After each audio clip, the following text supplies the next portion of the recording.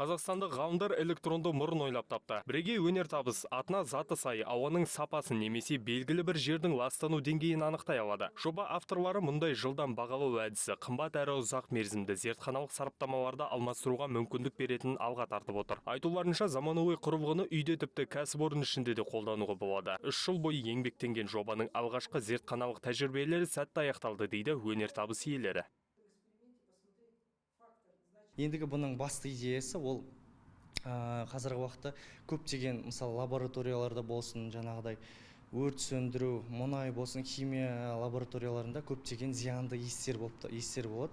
Олардың барлығын мысалы адамдарды иіскеуге болады, бірақ ол иістер адамның денсаулығына зиян болып табылуы мүмкін. Сол үшін осындай электронды мұрын жасалған болатын.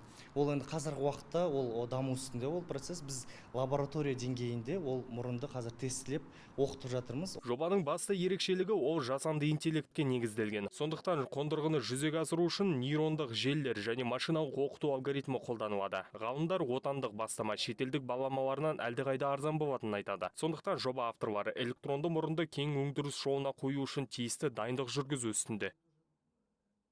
Мы планируем подать на проект коммерциализации. Біз жобаны коммерцияландыру үшін байқауға қатысайын деп жатырмыз. Бір немесе екі бағыт бойынша бақ сынаймыз. Тапсырыс берушілердің қызығушылығы қандай болатынын бағамдаймыз. Алдағы уақытта көрмелерге дайын қондырғымен шығамыз. Сонымен қатар қандай салаларда жұмыс істей алатынымызды және түрлі мақсатта қолдануға болатынын көрсетеміз. Біздің электронды мұрынның басты ерекшелігі де осы. Ол түрлі мақсаттарда қолданылады. Ол бір жерде қатып қалмайды. Оны қалай бағыттап, қандай тапсырма берсеңіз, сол бойынша жұмыс істейді.